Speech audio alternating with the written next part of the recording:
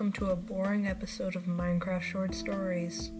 Just kidding, we have a great episode for you today with a brand new story. After that will come a quiz where you can guess and play along, and a poll on Spotify where you can submit your votes on what a new segment should be. The name of the village in the story comes from Isabel, and the nickname comes from Jaden. Special thank you goes to Shoutout the Nightwing, who recently favorited this podcast. Where the story begins, some of the vocabulary used in this may not be familiar to you. If you didn't know, a paragon and a cabochon are both different words for gem. So if you hear that, it means diamond or jewel or gem.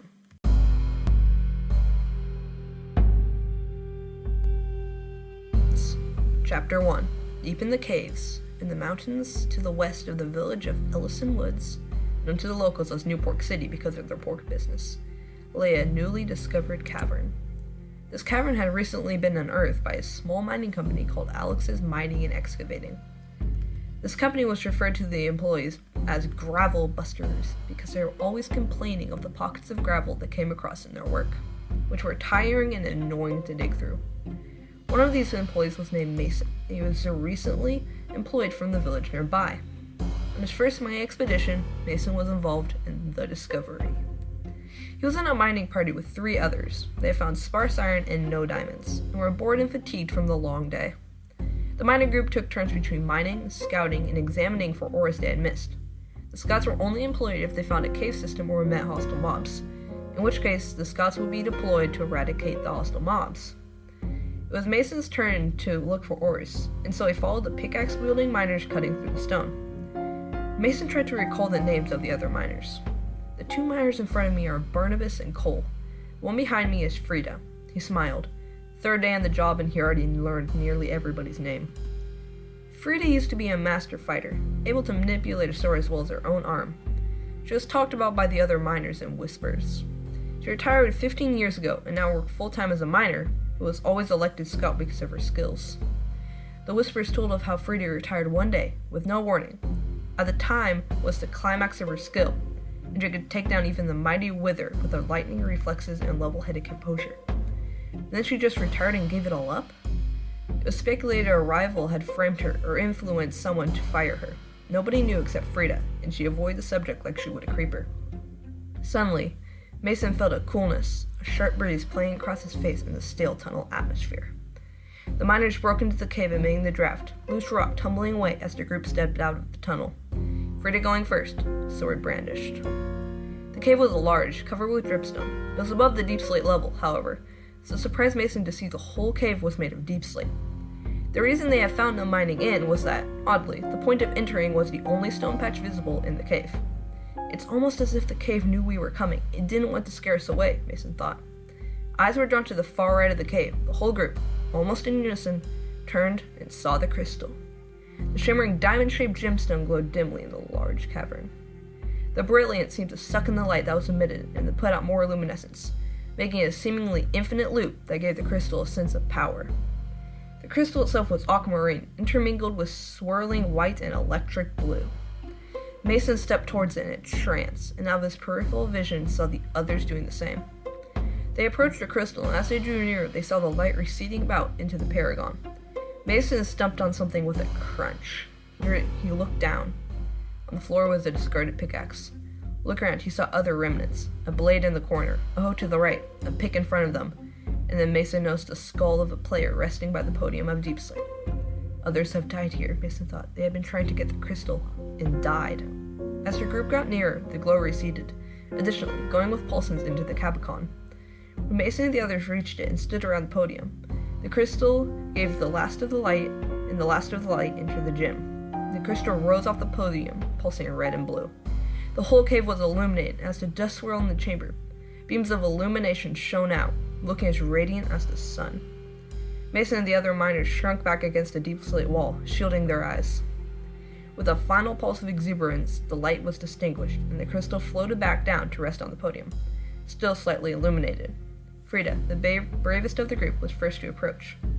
Mason could see the apprehension and amazement on her face. Frida reached out for the gem, but Cole put his arm in front of her. No one spoke, but everyone could see it in each other's faces. This crystal was too dangerous to handle carelessly, if handled at all. Mason stepped forward. This was the time to prove he was a part of the company, and not just a newbie.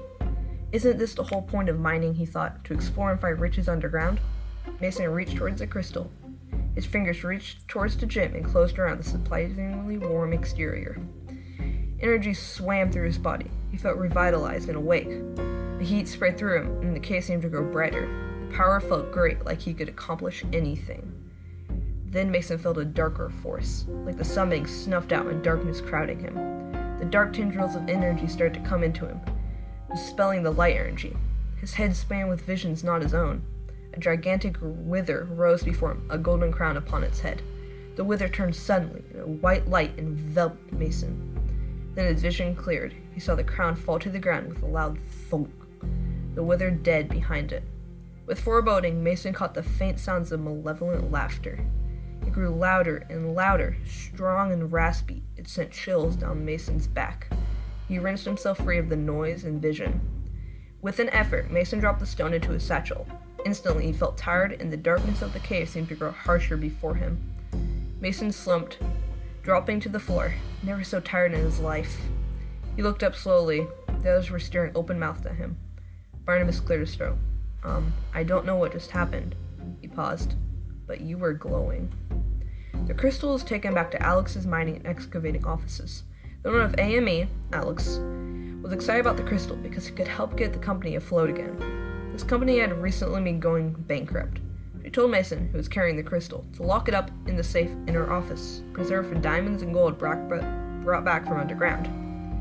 Mason put the crystal in the safe and closed the iron door. His shift was over after a congratulating pat on the back from some of the others.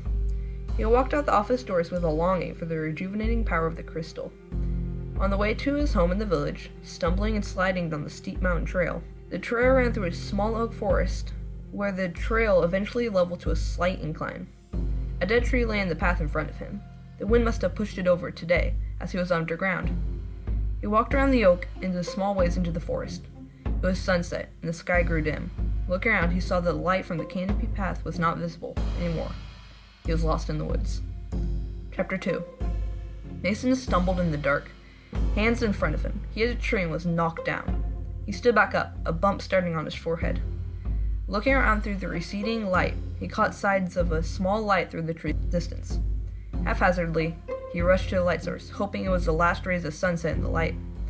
Breaking through into the clearing where he had seen the last light source from, he ran into the wood wall of a small cabin with a lantern hanging from the eave of the porch.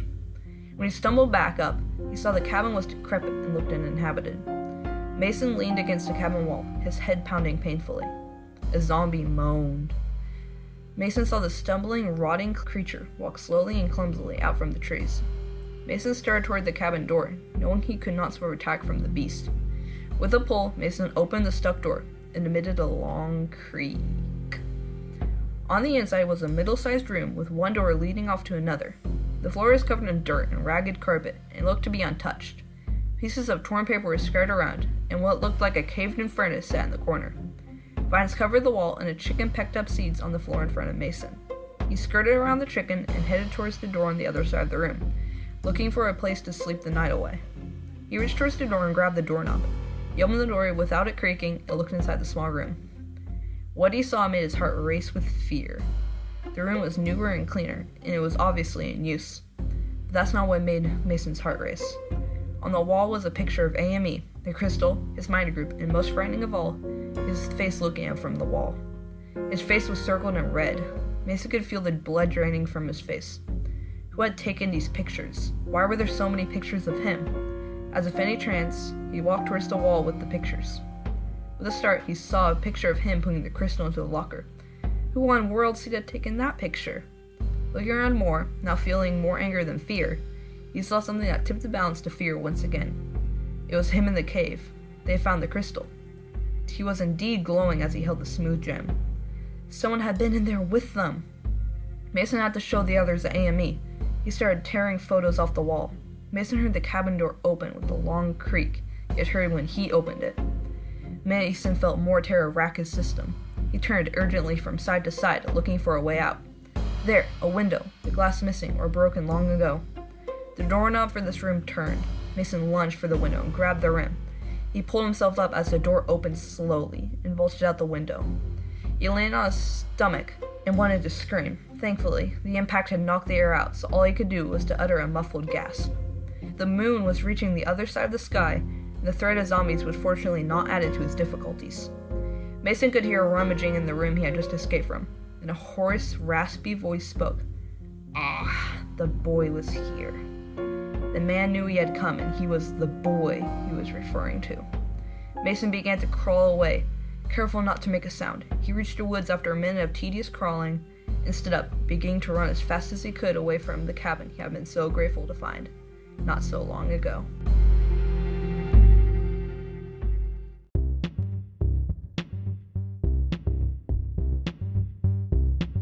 It's time for a quiz. I chose one of the hardest Minecraft questions I could find, and that question is, what Minecraft creature is depicted on red chiseled sandstone? Take a moment to think of your answer. The answer is a wither is chiseled on red sandstone. Rather than on normal sandstone, it is a creeper. For this episode, I set up a poll on Spotify. If you want to be a part of the poll, go to Spotify, go to this episode, and in the description of this episode, you should see the poll. The poll is about what this space of the episode would be after the quiz, after the story. So if you want to see what that can become and you want to take part in that, go to Spotify and do that poll. For you loyal listeners who got to this part of the episode, I am trying to get my friend, who is a Minecraft, among other things, YouTuber. So if you would like to maybe help get him on the show, go subscribe to his channel. His channel's IVN Productions. It is the one with the Minecraft person in front of the red background. Because maybe if we get enough subscribers for him, then he will come on the show.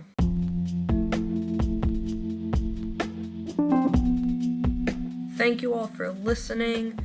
I will see you guys in the next episode. If you want to sign up to my email, go to minecraftshortstories.com. The link is in the description.